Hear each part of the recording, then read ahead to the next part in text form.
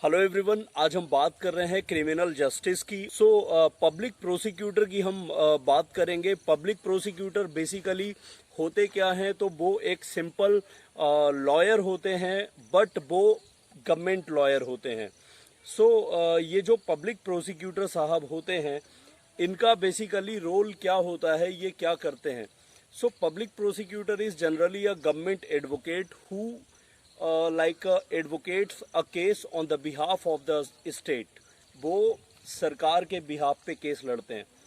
अब public prosecutor government के behalf पे क्यों केस लड़ेंगे, तो इसके पीछे रीजन है। अगर मान लो किसी एक व्यक्ति ने दूसरे व्यक्ति का मर्डर कर दिया। अब यहाँ पे क्या होगा कि वो एक व्यक्ति मिस्टर ए, जिसने मिस्टर बी को मारा।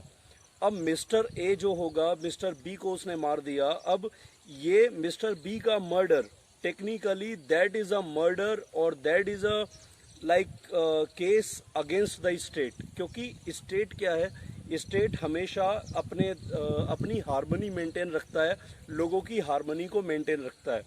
अब स्टेट जो होगा उसको क्या लगेगा कि नहीं, इसने ये जो क्राइम किया है वो स्टेट के अगेंस्ट किया है, और यही नियम भी है, any crime is understood against the state. ये काम होता है। अब पब्लिक प्रोसिक्यूटर गवर्नमेंट एडवोकेट होते हैं, उसके लिए एक एग्जामिनेशन होता है जिसमें वो क्वालिफाई होके पब्लिक प्रोसिक्यूटर बनते हैं।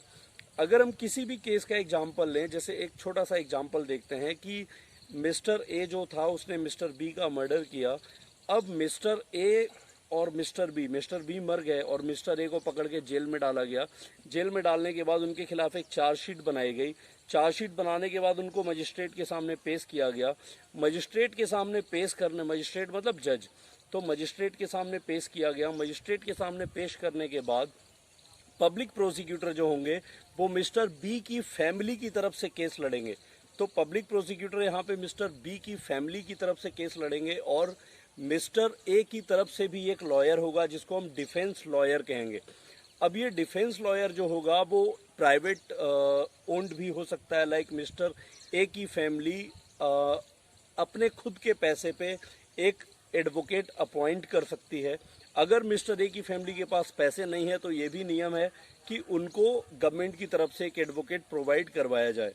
इस तरह से जब मिस्टर ए और मिस्टर बी का दोनों का जब ट्रायल चलेगा, तो पब्लिक प्रोसिक्यूटर मिस्टर बी की तरफ से होंगे और एक डिफेंस लॉयर मिस्टर ए की तरफ से होंगे। अब पब्लिक प्रोसिक्यूटर का एक और काम होता है कि वो सारी सच्चाई को बाहर लाने की कोशिश करते हैं, जिससे उसी को सजा दी जाए जो वास्तव में जिसने कोई क्राइम किया है। मतलब उनका सच को सामने लाना भी एक उनका बहुत बड़ा फंक्शन होता है। इसके अलावा एक और चीज़ है कि पब्लिक प्रोसिक्यूटर जो होते हैं वो जरूरी नहीं है कि केस में हो। मतलब अगर मिस्टर ए ने मिस्टर बी को मारा था, तो मिस्टर बी की फैमिली चाहे तो एक दूसरे भी लॉयर या एडवोकेट मतलब के हायर कर सकते हैं अपने लिए। ये चीज़ जरूरी नहीं है कि पब्लिक प्रोसिक्यूटर ही उनका केस लड़े। लेकिन जनरली ऐसा होता है कि अगर किसी के पास जनरली अगर वो चाहें तो पब्लिक प्रोसिक्यूटर उनका केस लड़ते हैं, क्योंकि कोई भी crime, any crime is understood against the harmony of the state. और आप एक देश की शांति व्यवस्था को खराब कर रहे हैं, इसलिए वो स्टेट जो भी वो क्राइम हुआ है वो स्टेट अपने अगेंस्ट मानता है और पब्लिक प्रोसिक्यूटर उसका केस लड़ते हैं। इसके बाद अगला हम टॉपिक पढ़ने जा रहे हैं वो है जज के बारे में, है ना। जज जो होते हैं, मजिस्ट्रेट जो होते हैं, रोल ऑफ जज, what is the role of जज, what is the role of magistrate. So basically you already know what is अ जज। जज is like a head in a trial.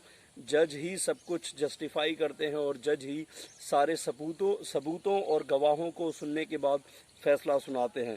सो जज बनने की भी परीक्षा होती है इंडिया के अंदर, और कोई भी व्यक्ति अगर वो एलिजिबल है जज के एग्जामिनेशन में बैठने के लिए, उसने लॉ की डिग्री ली हुई है, तो वो जज के एग्जाम में बैठ के और जज बन सकता है। उसके बाद उसके पास राइट है वो सारा ये चीज़ें वो ट्रायल कर सकता है। सो ट्रायल जो होता है, बेसिकली ट्रायल के अंदर जो जज होते हैं वो जज अपना सारी चीज़ों को सुनते हैं। हमारा जो कानून है वो ये कहता है कि जज जो होते हैं वो सबूतों और गवाहों के बिहाफ पे ही फैसला सुनाते हैं।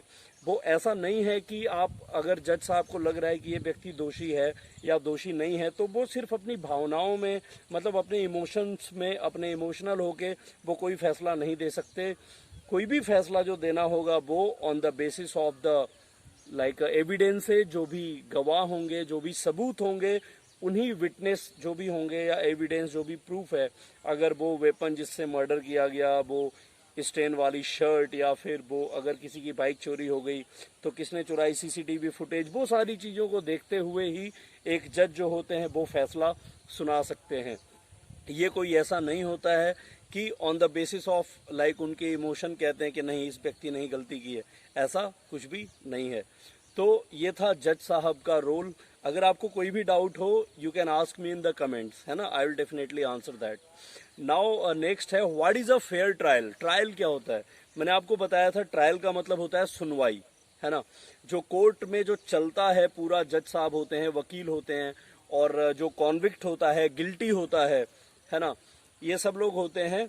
तो इनके लिए जो चल रहा होता है, जो सारा जो कोर्ट की प्रोसीडिंग चल रही होती है, इसी को हम कहते हैं सुनवाई, और इसी को हम कहते हैं ट्रायल।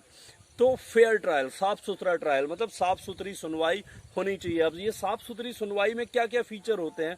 सबसे पहले जज जो होते हैं वो सभी चीज़ों को सुनना चाहिए। उनको पब्लिक प्रोसिक्यूटर और डिफेंस लॉयर दोनों अपनी अपनी दलीलें रखते हैं। जज साहब को जो ठीक लगता है वो उसके बिहाफ पे अपना वर्डिक्ट, डिसीजन, जो मैंने आपको बताया था वर्डिक्ट कहा जाता है कानून की भाषा में, तो वर्डिक्ट सुनाते हैं।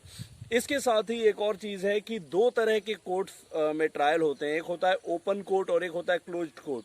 ओपन कोर्ट में क्या होता है कि जो व्यक्ति जिन दोनों बीच में कोई लड़ाई है या मर्डर या जो भी किसी भी तरह का विवाद हुआ है, डिस्प्यूट हुआ है, वो सभी लोग उस कोर्ट में बैठते हैं। उनके एडवोकेट्स होते हैं, उनके फैमिली मेंबर और भी दूसरे लोगों को परमिशन होती है वहां पे कोर्ट में बैठने की।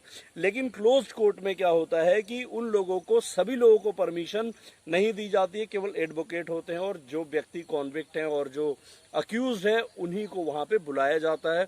उनके फ्रेंड्स और रिलेटिव्स और वो पूरी भीड़ नहीं जमा होती है। तो फेयर ट्रायल जो होता है वो अपने आप में एक बहुत इंपॉर्टेंट होता है। और इंडिया के अंदर जो भी ट्रायल्स होते हैं वो फेयर ट्रायल ही होते हैं। तो this was it, this was about the fair trial. I have already explained you the functions, the power and the role of the judge in a trial, and I have also explained you what is the role of public prosecutor. So this was it. इसका first part अगर आपने नहीं देखा है then you better watch it, है ना।